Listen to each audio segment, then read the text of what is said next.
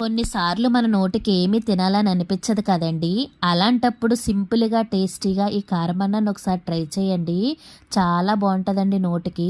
ఒక కప్పు రైస్‌ని ఇలా ఒక బౌల్‌లో వేసుకొని, ఉప్పు, పసుపు, కారం వేసి బాగా రైస్‌లో కలిసేటట్టు ఈ విధంగా మిక్స్ చేసుకోండి.